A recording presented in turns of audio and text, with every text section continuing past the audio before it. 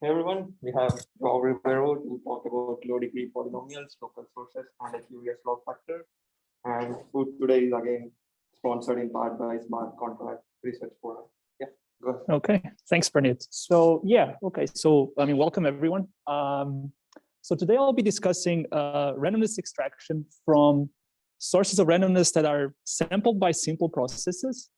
And I guess more concretely, we'll be trying to understand how powerful are low degree F2 polynomials as extractors for these sources. And this is based on joint work with some great people. So with Omar Al-Rabia, who was here at CMU, is now at UC Berkeley, Eshan Chattopadhyay and Jesse Goodman from Cornell, and Xin Li from Johns Hopkins. Okay, so I guess we can start at the beginning. And I'm sure everyone here knows that computer science absolutely needs randomness, right? So if you want to run some randomized algorithm, or if you want to run some cryptographic protocol, usually silently assume that you have access to this stream of independent, uniformly random bits, right? But if you're, say, trying to implement some protocol in practice, I guess one question that comes up is, where do you get this randomness from? And well, you can say, well, I'm going to get this from some physical processes, right? So I can say, well, I'm going to roll a dice. I'm going to collect some, timings from some keystrokes from users. I'm going to measure some physical phenomenon like, temperature fluctuation from some hot springs, right? Now the problem here is that although all of these sources, they have some inherent uncertainty about them, so they have some entropy, they're not really uniformly random. They don't really produce, independent samples, right? So we basically need a way to kind of, extract randomness, or extract these uniform bits from these imperfect sources of randomness. And this motivates this problem of randomness extraction. This is a very old problem, goes back to work of von Neumann from the 50s. And the general setup is the following. We have some class of random variables, say over n-bit strings. Okay, and we assume they have some uncertainty in them. So we say they have k bits of min-entropy. This just means that for any random variable in this family, say x, the probability that x assigns to any of its outputs at most 2 to the minus k. Okay, so in other words, the probability that I could ever guess k is 2 to the minus k at most. All right, and so the goal here is that we want to design a function x, so an extractor, and hopefully efficient, that takes as input n-bit strings, outputs 1 bit, and it should output a nearly unbiased bit given as input any randomness source in this family. Okay, and usually I'm going to maybe say source instead of random variable, just to be clear. And so more specifically, what we want is that if you plug in x as the input to your extractor, then the probability that the extractor is going to output 1 should be pretty close to half. Okay, and exactly how close is this is controlled by this epsilon parameter. This is the error of the extractor. And for many applications, so this is, of course, this is already non-trivial for many models of sources, even for epsilon like constant smaller than half, right? But usually for applications, we even want this to be very small. Say it decays faster than any polynomial in the length of the source. Okay. What do you know about the random variable? It's just that. So yeah, so this is just a general setup. Yeah, and then of course, then you consider like you have different models. You want to design extractors for different models. Yeah. What is k? So k. Well, k just measures the uncertainty in your sources. So it's sort of necessary, but yeah. So we'll see whether it's sufficient or not right now. So yeah. So we had this assumption, right, that your family of sources must have, say, k bits of min-entropy, right? And you may ask, like, okay, is this assumption sufficient to get? Yeah. Just one thing about. Yeah, just so, it's also interesting to try to maximize how many random bits you want to get, but even just getting 1 bit is very non-trivial. Yeah, and usually, in a lot of cases, if you can get 1 bit, you can get more bits by just using like some XOR lemma. Yeah. Okay, so right, so we had this assumption that our sources contain, say, k bits of min-entropy, right? Where k is some parameter, and we can ask, is this assumption enough? Like, if we have like very high min-entropy, is this enough to to get randomness extraction? And the answer is no. So there's a very simple impossibility result from the 80s that says that even if you have, say, n-1 bits of min-entropy in your sources, and mind that the maximum min-entropy you can have is n bits, right? That's the uniform distribution, and there you're done. So you're just 1 bit away, and basically this randomness extraction is impossible in this case. It's impossible in the very strong sense, and the proof is very simple. So take any function from n bits to 1 bit, okay? Split the space of n bit strings into the preimage of 0 and the preimage of 1, okay? Imagine that they're balanced, but you can always, without loss of generality, assume that the preimage of 0 is always the largest one. And now what we do is we take x to be uniform over the preimage of 0. Okay, now just a couple of observations, right? So first, the min-entropy of x is at least n-1. That's just because the preimage of 0 covers at least half of the space. And second, just by design, f of x will be 0 probability 1. So not only are you biased on x, you're actually fully biased, you're constant. Okay? So the takeaway here is that we need more assumptions, right? We cannot just have min-entropy as an assumption. And people have studied, different types of assumptions. Maybe the first one is you can assume that you have access to, say, an additional short uniform seed. This is called seeded extraction. You may also assume that you have access to multiple independent sources of randomness. They have some min-entropy. And maybe alternatively, you can also assume that you cannot just give me any source. You need to give me a source that's supported on a structured set. A very interesting example are affine sources. These are uniform over an affine subspace of sufficient dimension. And finally, and the one that will be the topic of this talk, you can also just constrain the processes that you use to sample these sources. Okay, because you can imagine, we're getting these sources from nature. Maybe these processes aren't that adversarial. They're not maybe that complicated. So you want to try to find, extractors for realistic sources, kind of. All right. So just a bit of history. So this study of sources that are sampled by simple processes, well, it goes back to the 50s, but like the first systematic treatment was by Trevisan and Vadan, who considered randomness extractors for sources which are sampled by time-bounded algorithms. Okay, in the sense that you have some algorithm, you feed it some uniform input, you see what its output, that's your source. Okay, and you just assume that there's some min-entropy in this output. Okay, and they construct that they have some extractors. In fact, you can think that like if a function is hard to compute for a certain class of algorithms, that should be an extractor. And this intuition is kind of true. But the problem is that in that case, their constructions are based on unproven computational assumptions and somewhat non-standard assumptions. And so what we want to do is kind of, we want to move towards unconditional results. And perhaps the most natural way to do this is to restrict the class of sampling processes even further, right? That's also what you do, with circuits and stuff like that. So there are two natural notions here. One is that you can bound the space of your algorithm. And you can say, well, my algorithm is only allowed to use very, very, very small space. This leads to this notion of small space sources. Alternatively, you can bound the depth. Okay, of your circuit, that basically gets you what's called local sources. Okay, and so local sources are actually, so this will be the topic of the talk, and they actually, I'll show that basically they also imply results about other types of sources, including small space sources.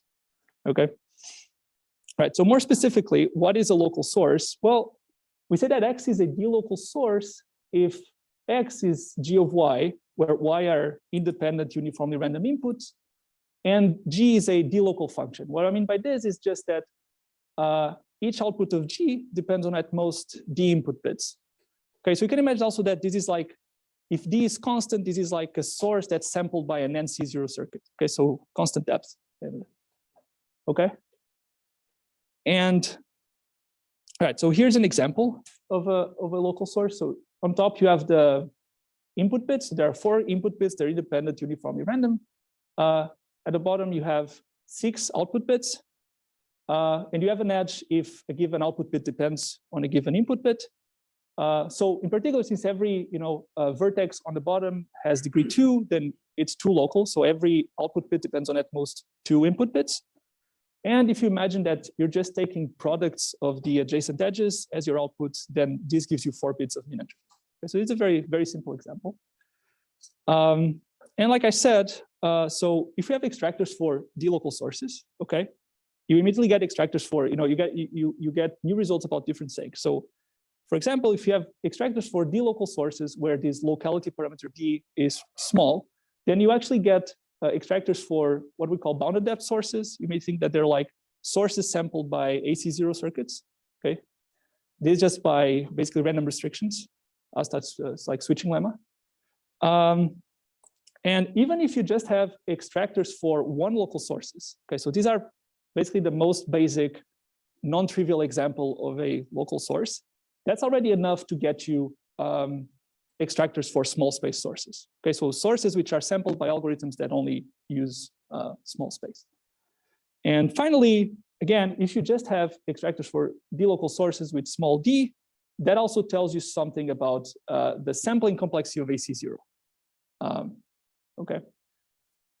So, yeah. So D equals 1. Seems like what's that? Isn't this trivial? No, so D equals 0 is trivial, right? So D equals 0 means that if D equals 0, then it means that you either have D equals 1. The problem is that you have, so you can choose either you're a constant, right?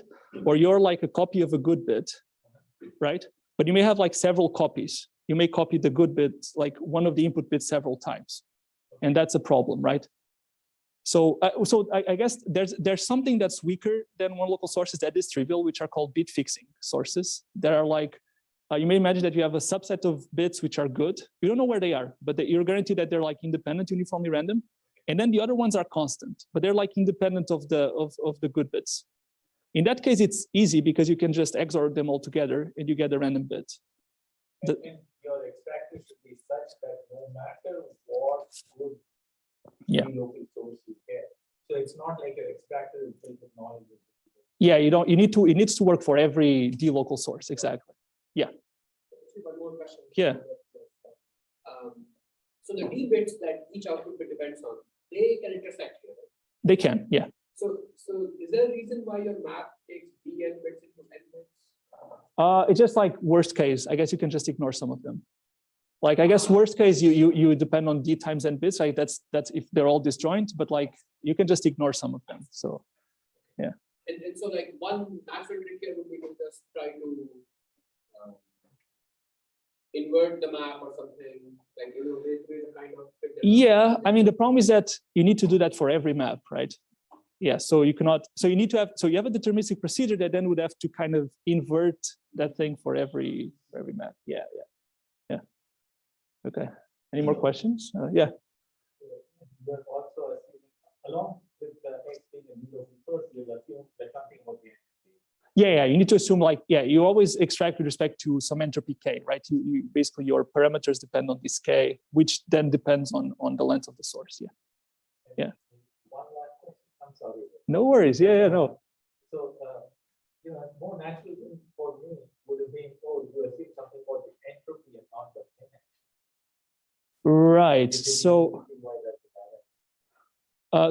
min-entropy is of course stronger, right? Like if you assume something about the min-entropy, that also implies something about basically all the entropies, essentially, right? Well,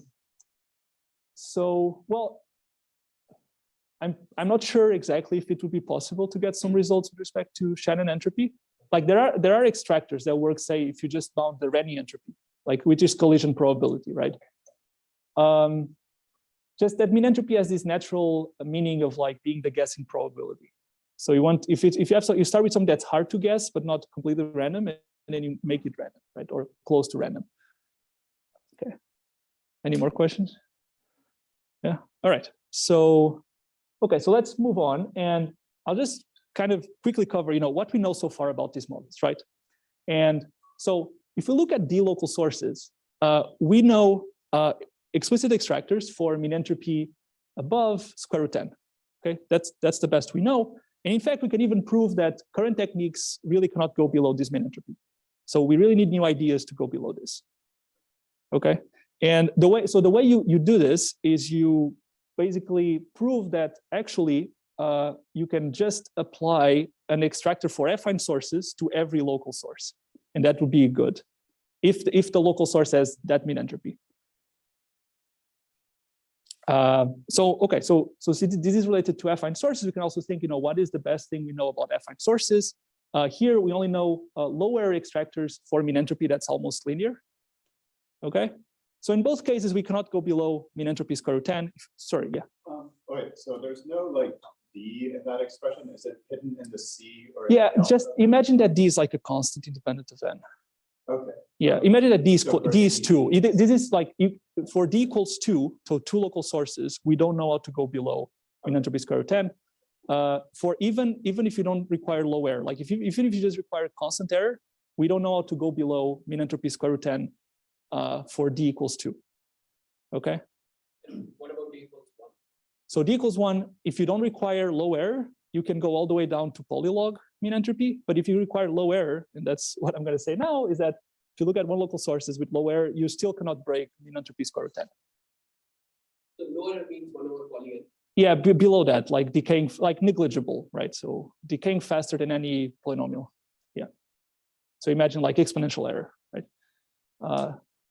Okay, so yeah, so even if you consider like a very special case, which is one local sources, so this is a special case of both affine sources and D local sources, we still cannot go below min-entropy square root 10 for low error. Okay, and we can even like try to go, even further down and say, well, let's look at small space sources, because we know that if we have extractors for one local sources, we have extractors for small space sources.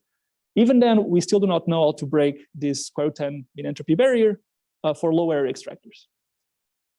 Okay, yeah. Yeah. I mean, these are just, yeah, the C's are different. Yeah. Yeah. Okay. So yeah, so this is what we know so far. So for all these models, if you want to get explicit low error extractors, we really cannot go below min-entropy square root 10. In particular for D local sources, even if you just want constant error and locality 2, we don't know how to go below min-entropy square root 10, and we can even prove that current techniques, they really don't work. Okay, so this kind of motivated us to try to understand kind of the structure of local sources below min-entropy square root 10.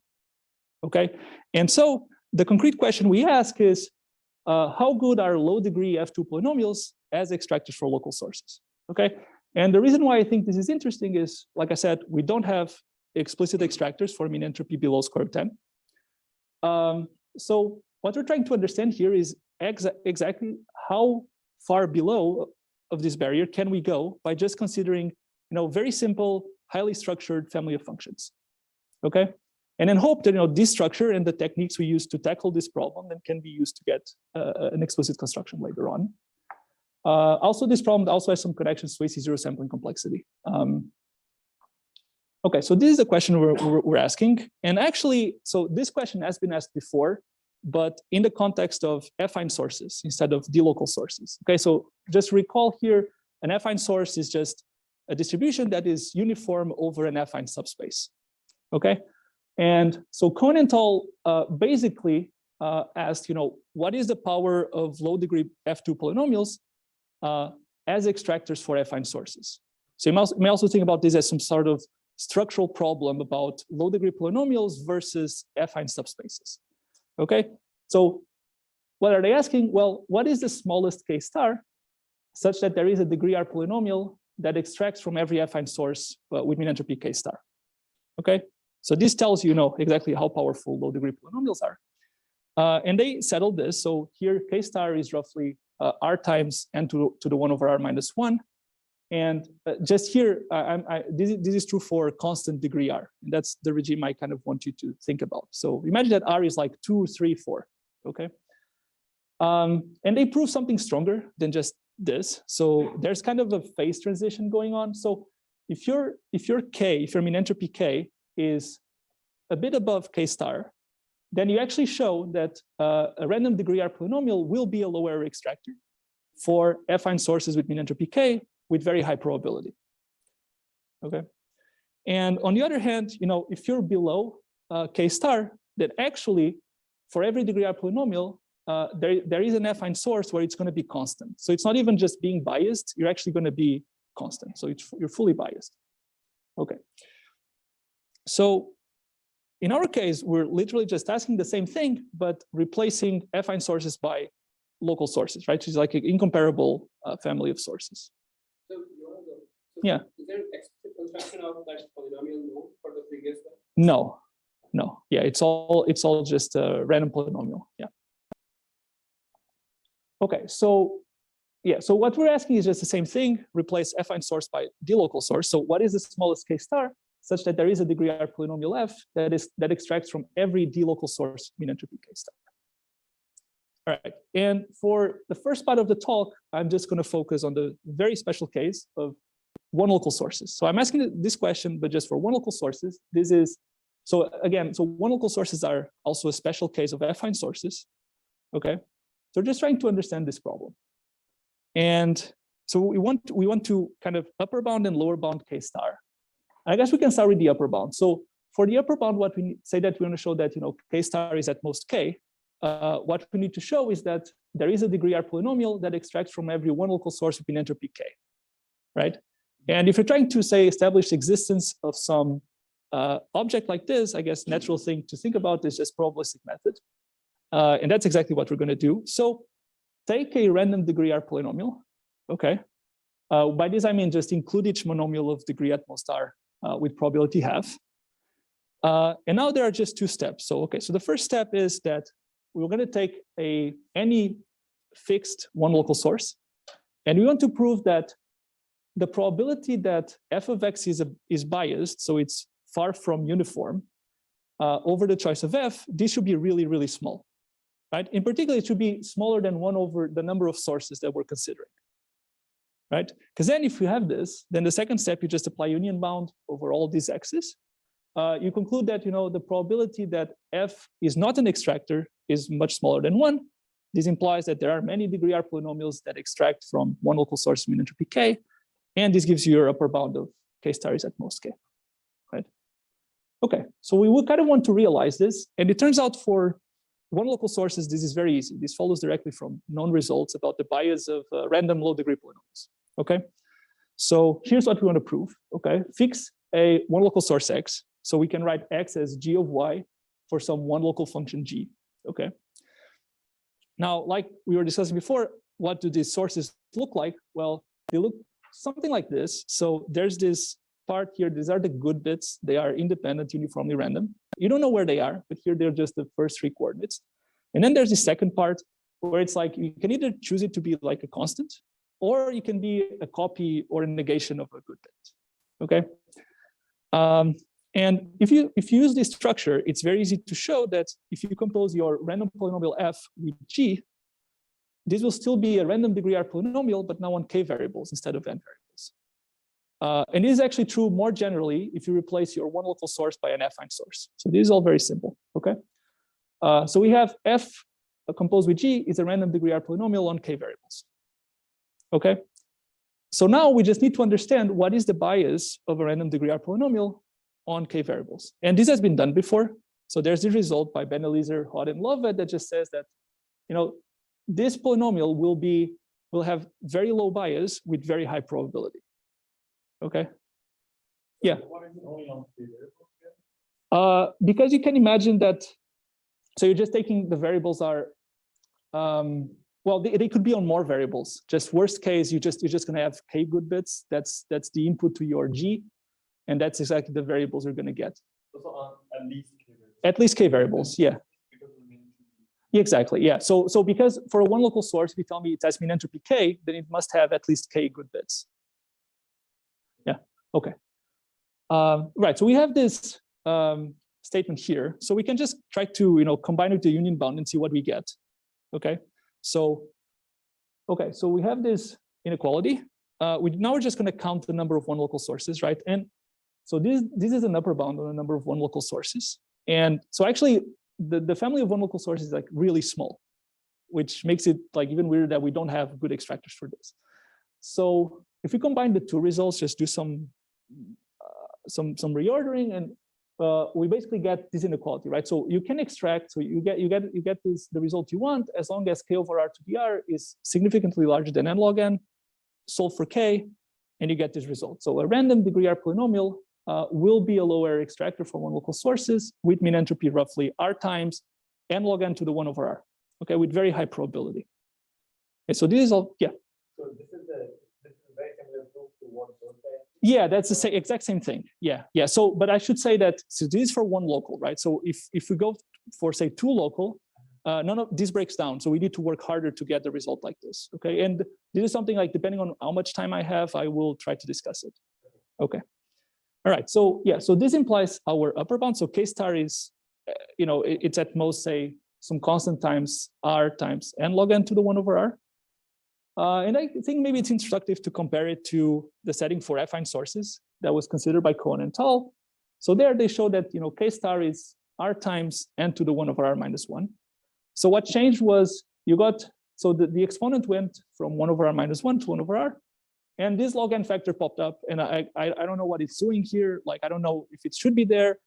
I don't know. Maybe, I mean, this is all very sloppy, right? The union bound is sloppy. This is not a fully random function.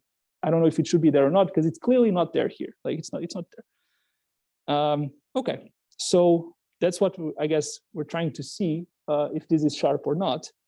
So here's the result that we proved. Again, so random degree polynomials, or degree r polynomials, extract from mean entropy r times n log n to the 1 over r. Is this sharp?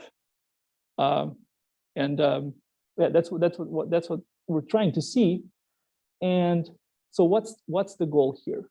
How do we show that this is sharp? So again, we can kind of draw inspiration from Cohen and al. And say, okay, so to prove that it is sharp, we could try to say that give me any degree r polynomial, find me a one local source of roughly mean entropy of the same order, where this polynomial will be constant. Just because discussing, talking about say something being constant is easier than talking about something being biased, right? Harder to, it's easier to state and to control, okay? So let's, I guess let's try to mimic what Cohen and al. did. And so the approach is it's a natural approach, okay? So we start with an empty set B. This is gonna be the basis of some subspace, okay? We consider this set V, and V is just a set of all x's, such that if you added x as a basis vector, it would still be true that f would still be constant on your subspace that's spanned by B. And then there's a constraint on the supports of the vectors that I will explain in a bit. Okay, so you take this set V, you just choose the non-zero x in V with the smallest Hamming weight, you add it to the basis, and you repeat. Okay, so your set V is getting updated, and you keep doing this. Okay, and how many times can you repeat this? Well, you can repeat this until your set V is just trivial, it's just a zero vector. Okay, and why is this interesting? Well, because if you then take a random linear combination of the vectors in your basis, so first of all, this is going to be a one local source, and that's because of the constraint on the support. So all the vectors on your basis have disjoint supports. Okay, so this makes it a one local source. Is that okay? Is that clear? Yeah. So one local source is just every output bit depends on at most one input bit. I see. So VI is just saying these are the locations where YI is going to be. Yeah, exactly. Yeah. So and they're all disjoint. So you get locality one. Okay. Then the mean entropy is going to be exactly the size of your basis. Right. That's the number of good bits. And just by just by design, f of x will be constant on this source because it's constant on the subspace, right? It's just taking a linear combination of the basis vectors. Yeah, sure. Oh, because I mean, so you want to repeat this, like the longer you can repeat this, the better, right? Because then you increase your mean entropy, right? And you're trying to get this source to be of mean entropy as high as possible, right? To get the lower bound on k star. So if you always, you always want to choose the vector. I mean, this is greedy, of course. Yeah, you want to choose, if you choose the vector with the smallest Hamming weight, you can potentially repeat this for, along more steps, and you increase the min entropy more. Does that make sense? Okay. Sorry?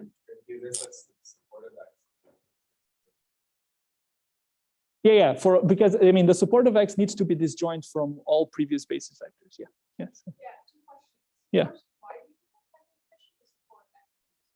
To get the one local source, because otherwise it's just an affine source, right? Otherwise it's uniform over a subspace. But you need it to be not only that, but you also need it to be one local. Oh, sorry. YIs are independent uniformly random bits. Yeah, does that make sense? Okay, good. All right, so I mean, this is still very high level. So let's try to, maybe realize this more concretely. Okay, so suppose we have already done like t steps of this. So we have a basis B with t vectors, and our assumption is that f is constant or is zero on this subspace that's spanned by these bases. We look at, say, W is like the set of free indices, so indices that haven't been touched by any of the previous vectors. Here V is just, it's just the x's where if you add x to the basis, f will still be zero on that subspace. Okay, and so one observation, and again, this is nothing new. This is from Cohen and al. Is that this set V that I just wrote here, this is the zero set of a polynomial of degree approximately t over r minus 1 to the r minus 1. It's not supposed to be obvious. It needs a bit of work, but it's not difficult. So if you have something like this, so V is a zero set of some polynomial, and you're trying to find some non-zero vector in this set, right? I guess the natural way to go about this is to use something like Chevalier warning, right? Which tells you that as long as basically you have more free variables than the degree of your polynomial, you're always going to have a solution in your set, a non-zero solution. Sorry. Okay, so just by naively applying Chevalier warning, what we get is that there exists a non-zero x in V with weight, well, roughly degree plus 1, and the support will be disjoint from every other vector in the basis. I don't know what Chevalier warning is. Oh yeah, so Chevalier warning. Maybe do you want me to write? I can write. Yeah. Okay. Good. So, I guess Chevalier warning is like, I mean, I guess like Schwarzschild or something. So Chevalier warning. Let's say something like this. So if V. Okay. So, I'm just going to write this for F2, but. Okay, so V is the zero set of some polynomial f, and f as degree at most r. Okay, well, sorry, let me write it some other way, but f has degree smaller than n. Okay, strictly smaller, and f of 0 is 0. Okay, then what happens is that there is some x in. So there is some non-zero vector. So there is a non-zero solution to f. Okay. So I mean, of course, here we have something that's slightly different because we also have that constraint on the support. But you can imagine that you can transform into this because you just add the constraints in the support as equations of the form, say xi equals 0. That's just degree 1. Okay. Does that make sense? Okay. So that's how you basically apply Chevalier warning naively.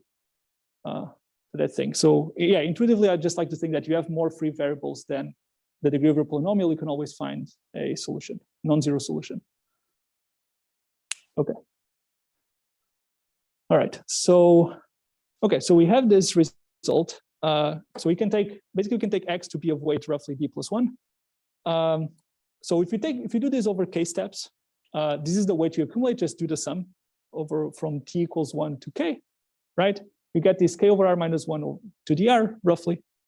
And we can basically repeat this while there are enough free variables. So you have an equation of this type. Just rearrange and you get that you can do this while k is at most roughly r times to the 1 n to the 1 over r. Yeah. Sorry, the Hamming weight?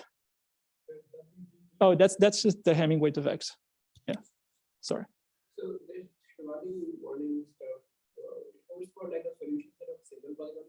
Yeah, but if you have multiple polynomials, you can just like take the, you can rearrange them. Like say you have polynomials, yeah. So you take the system of polynomials, transform into just one polynomial and just sum the degrees. Yeah, but then won't the degree become large? It does. That's why you get that, right. So yeah, it does become larger. Like if you're going to add a constraint for every point that you see in the support or something. Yeah, but that's why you have the constraint that degree of t, so the degree should be smaller than the number of free variables that you have.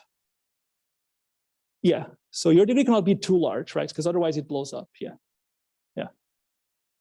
Okay. Any more questions? Yeah. Okay. So yeah, so we get this bound, right? So you can repeat this while k is roughly r times n to the 1 over r. Okay. But I mean, just recalling that our upper bound was r times n log n to the 1 over r. And I guess people usually don't care about log factors, but here I do care because it was bothering. That like why you know where is the slack, right? Was there something here because we applied Chevalier warning kind of naively? Was there something in the probabilistic method because also union bound is also sloppy? So what's going on? I mean, does anyone have any intuition about where the log n is missing? Is it missing from the, like, should it be removed from the upper bound or is it missing in the lower bound?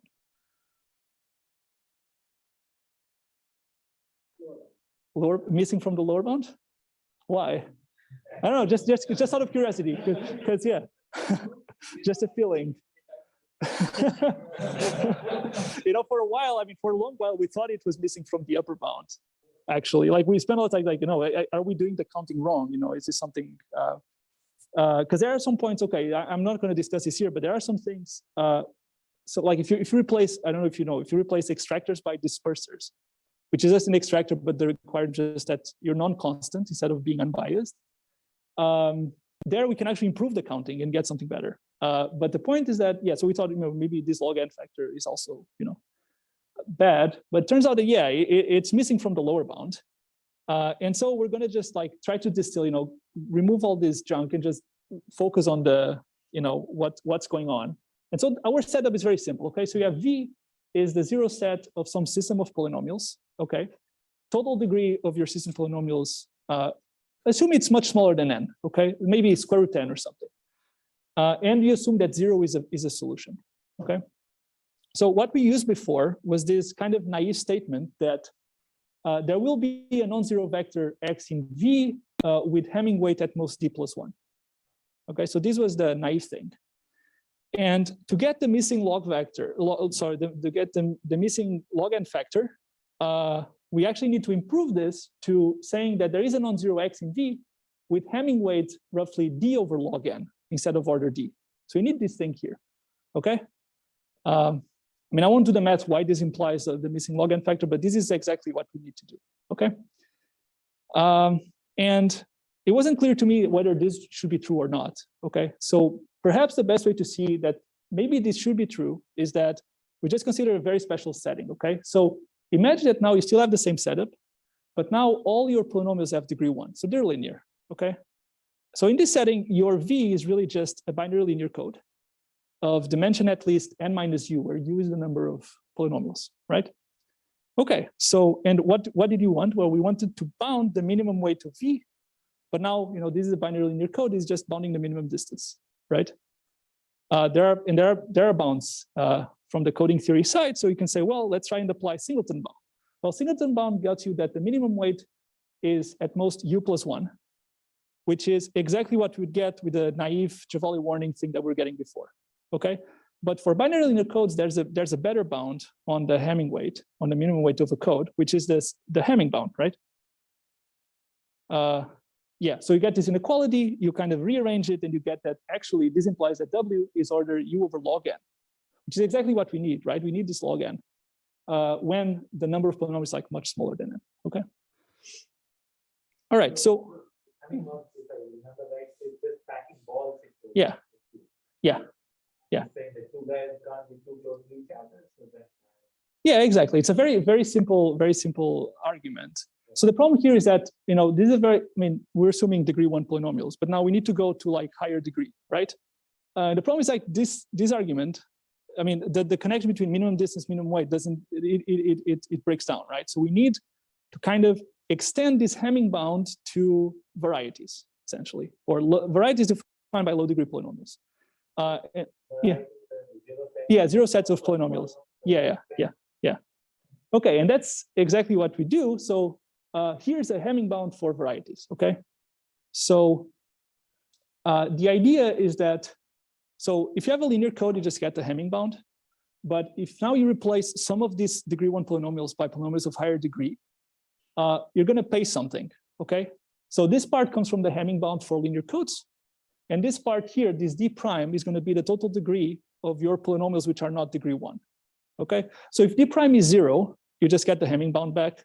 If d prime is like small, you don't get the Hamming bound, but you get something that's pretty close, okay?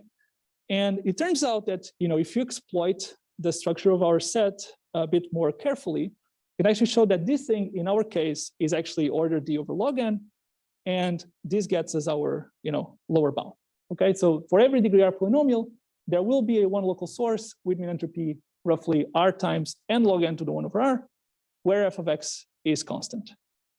Okay, yeah. Good question. I don't know. I think so, but I don't know. Yeah. And I'm not going to give you the full proof. I'm just going to say, so this is, the proof is pretty much the proof for the Hamming bound, but you need some additives, you need some guarantees about the additive structure of subsets of this variety V, okay? And so this is all based on a simple lemma, okay? So here's the problem, okay? So V is the 0 set of a degree r polynomial f, okay? Where 0 is a solution. And take any non-empty subset of V, okay? Call it A. Now the question is, how large must A be to guarantee that the intersection between the sumset A plus A and the variety is non-zero? So in other words, how large must A be to guarantee that you can take, there are two distinct elements of A that when you sum them together, there's still a 0 of your polynomial, okay? And the proof is 3 lines. And so I'm going to tell you what the answer is. So the answer is that this holds whenever the size of A is strictly larger than 2 times n choose at most r over 2. By this, I just mean the sum of the binomial coefficients all the way from 0 to floor of r over 2. Okay. Yeah.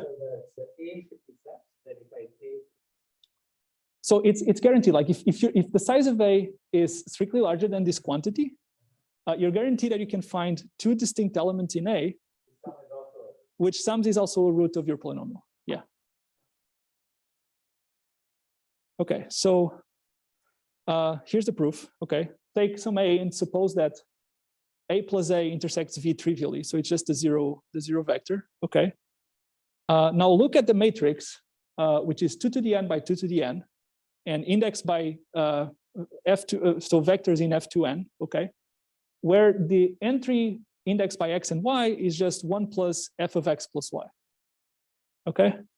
Now just one observation is that M contains a by A identity submatrix, because just look at the rows and columns that are indexed by A. Okay, so just by assumption. So first of all, diagonal is going to be all ones because f of 0 is 0, right? And the off diagonals, they're going to be all 0 because by assumption, right? Okay, so what do you know from this? Well, size of A is at most the rank of M. Okay, so now we just need to bound the rank of M.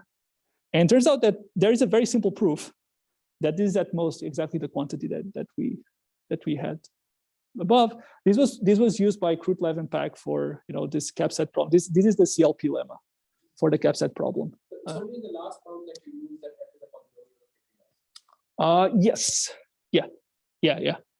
And this proof, I mean, the proof of this last bound is very easy. It's just like take f of x plus y, decompose into your coefficient, and just use that to bound the rank. It's very easy. Okay, so and once you have this result, then you can prove this Hamming bound for varieties. Okay, and maybe, I don't know, maybe this is useful for something else. And also the Hamming bound for varieties, I think, could be useful somewhere else.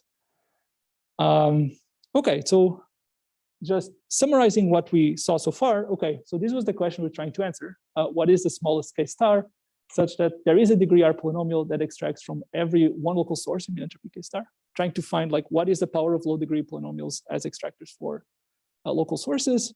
What's the answer? Well, the answer turns out to be R times n log n to the 1 over R, assuming that R is a constant like 2, 3, 4. And we have this phase transition, right? If you're above K star, then a random degree R polynomial will be a low error extractor with high probability. If K is below K star, then you actually find a source where your polynomial will be constant, right?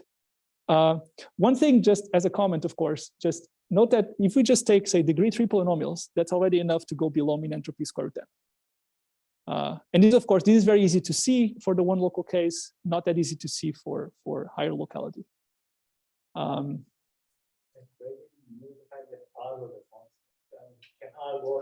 Well, the problem, yeah, so I think you can take R to be roughly log n.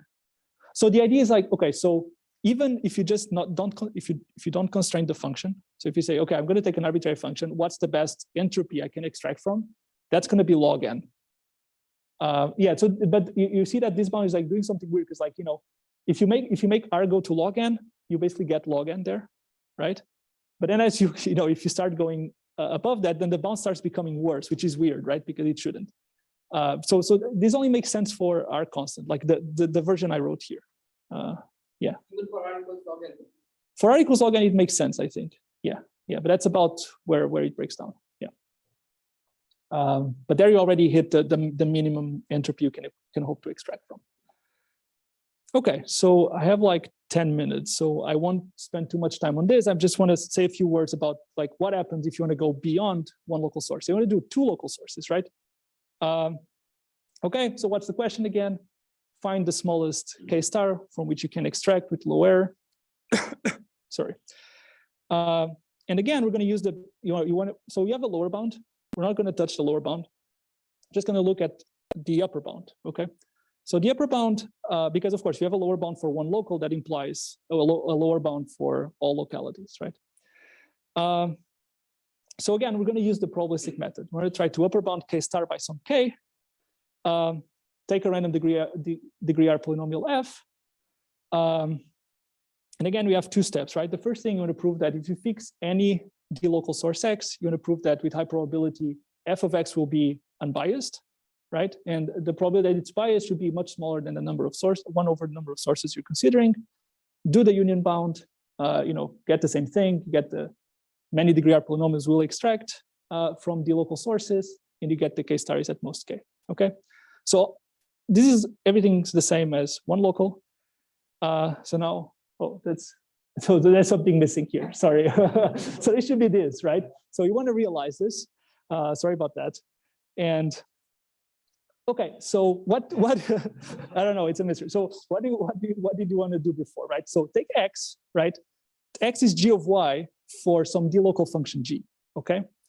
And as before, F composed with G is a polynomial of degree at most R times D, okay? And before what we said, well, we have this one local source, but actually F composed with G will be a random degree R polynomial, right? And that was great because then we could use this thing that says, oh, random low degree polynomials have extremely low bias with high probability.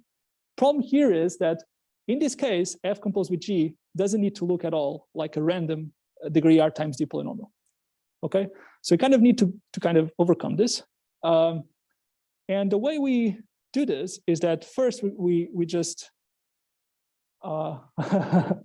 yeah, so now it's there. Okay, so the way we do this is just we focus on a special type of local sources, which we call local NOBF sources.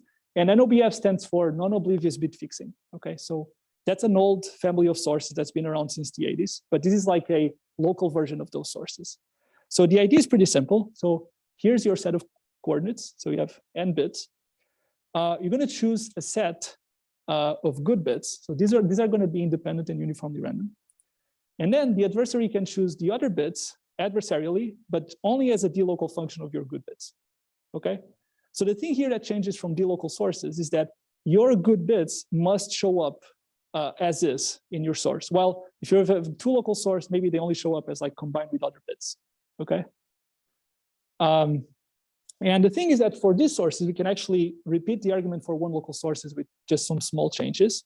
So again, if X is a d-local NOBF source, F is a random polynomial, you basically can decompose F composed with G as A plus B, where A is a random degree R polynomial, and B is not random, but it's independent of your A. Okay, and so this basically reduces to just trying to control the bias between a random polynomial, degree R polynomial, and an arbitrary function. And by bias, I just mean that quantity there. So you're trying to bound that quantity, okay? And this previous work by Ben Eliezer, Hod, and Lovett, they just did this for B equals 0. Because it's like you just care about the bias of a random low degree polynomial. Now we care about the bias with respect to some arbitrary, could be very high degree function. Okay, again, this actually follows from known results, but different known results. So we're going to define this eval of F. This is just the evaluation vector of F over F2 to the n. So just, take all evaluations over your vector space. And you can actually show that this bias, so to bound this bias by epsilon, this is the same as showing that the Hamming distance between these two evaluation vectors is roughly half of the maximum distance, okay? And then the other observation is that that thing there is a random Reed-Muller code word, okay? And so this thing that you're trying to bound just follows if we have good bounds on the list size for Reed-Muller codes, so for list decoding, of radius that's pretty close to half, like half minus epsilon, okay? And we do have those. So Kaufman, Lovett, and Poret prove the bounds that we need. And we do get some results. We get that with high probability, a random degree R polynomial will be an extractor for d-local NOBF sources with mean entropy, again, roughly n log n to the 1 over R. And then there are some extra factors there, some exponential factors in D and a polynomial factor in R, okay? So, but I mean, we did this for local NOBF, but we still need to kind of prove the same thing, but for general local sources. And the way we do this is just that we show that basically, if you take a d-local source in entropy K, this is going to be essentially a convex combination of d-local NOBF sources with slightly less entropy. Okay, so you lose a factor of D, like 2D squared times 2 to the D. Okay, and I have like 3 minutes, so maybe I'll skip this. So there's some sort of, this follows from some sort of win-win argument, or you start like fixing input bits in different ways. And this is what we get. Okay, so we go from d-local sources with mean entropy K to d-local NOBF with mean entropy K prime, which is you lose a factor of D, or factor is a function of D. And then you just apply some your result on randomness extraction from local NOBF sources. And we actually think that the first arrow there should be pretty useful for maybe explicit constructions, because it shows that you just need to focus on these NOBF sources, which could be much easier. Okay, so here's the result we get. With high probability, a random degree R polynomial will be an extractor for d-local sources, again with mean entropy roughly n log n to the 1 over R, assuming that everything else is a constant. Of course, there are some exponential terms, and actually, like I said before, so if you replace the extractor by disperser, you can get rid of these exponential terms, but I won't discuss that. And yeah, so let's just wrap things up. What did we ask about? How good are degree R polynomials as extractors for local sources? First thing we showed, there is a one local source with mean entropy roughly R times n log n to the 1 over R, on which F will be constant. But on the other hand, most degree R polynomials will be low-error extractors for d-local sources with mean entropy K. So for example, if you just take degree 3, that's already enough to go well below the square root n barrier. And for the first part, we use this Hamming bound for varieties, right? That was the key lemma. For the second part, the key lemma was this reduction from d-local to d-local NOBF. All right, so I guess I'm just going to leave one open problem, and I think this is a very interesting open problem. Which is, I mean, can we actually, fully randomize this? Can we obtain an explicit construction of some low-error extractor for even one local sources with mean entropy that's well below square root n? Okay, and like I said before, even just degree 3 polynomials already satisfy this, like a lot of them. So maybe that's one thing to look at. And yeah, so this wraps it up. Thanks a lot.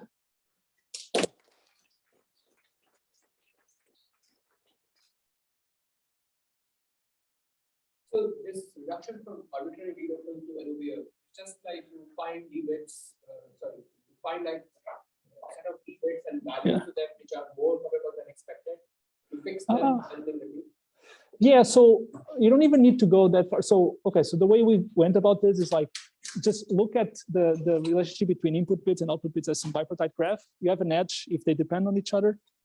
Just find basically the largest set T of output bits that have disjoint neighborhoods. Okay, and then there are basically one decision you have to make. Okay, so if the size of T is not too large, then what you do is you just fix the input, the guys here, these clouds, okay? Now, because they're not too large, you don't lose a lot of entropy, but by maximality, you decrease your locality from D to D-1. So you win, you make progress in that case. The other case is when the size of T is large, then you actually fix everything outside, okay? And you can actually show that if you fix everything outside, you get some sort of D-local NOBF. It's going to be biased, but then there are some standard tricks you can use to make this basically an unbiased local NOBF. That's exactly what you need. And you pay this extra to the D factor for doing that. And you just repeat this until you either get to a one local source and you're fine, or you get to this second case and you're also fine. Yeah. So maybe one more. Right? Sure. Suppose I give you a degree 3 polynomial. Yeah. You test whether it's a good extraction. Good question. I mean, that's even a good question in general. Like, give me a function. How efficiently can you test if it's a good extractor? It's not clear at all if you can even do that. Like, better than say naive, right? Yeah, no, but like for degree 3. Oh, for degree 3. Special problem, right? Yeah. Right. I don't know. That's a very good question. The reason I ask is because then you kind of sort of an explicit construction. It's not explicit in the sense that people demand it, but just sample a random polynomial sure. and check if it's a good one. Sure. Then you basically are doing as good as yeah. Yeah. In this. Okay. Yeah. Okay. Yeah. I'm not sure. So the thing there is that if you're looking for like some sort of de-randomization type thing, is that so it's actually very easy to see that there are poly-size circuits that extract very, very well from these sources. So if you just care about poly-size circuits, then just some bounded independence type thing, it works. But being able to test, that'll be quite nice. Yeah, I don't know. That's a very good question. I don't know. Yeah, thanks. Yeah. Explain the intuition behind why you took the 8.8. Yeah, so okay, so how does the usual Hamming bound go, right? So the usual Hamming bound is like, well, maybe you don't use this, it's implicit, right? Because so to go from minimum weight to minimum distance, or the other way around, if you have a linear code, right? Take any two code words, right? If they're at distance smaller than D, okay, if you take the sum, right, then you get a vector that has weight at most D, okay? And that's always true no matter which two guys you take, just by linearity. And this guy is always going to be a code word, right? Okay, because you have a linear code. Okay, the problem here is that since you don't have a linear code anymore, it may happen that even if you take two code words, if you sum them, you may end up outside your code. Okay, because your code is not linear anymore. But what we're saying is that if you take a sufficiently large set of code words, there will be a pair where actually you can take these two guys, sum them together, and still get a code word. And now your code word has small weight. And that's enough to get the Hamming argument true, essentially. Does that make sense? Yeah. Yeah, let's thank João again. Thank you.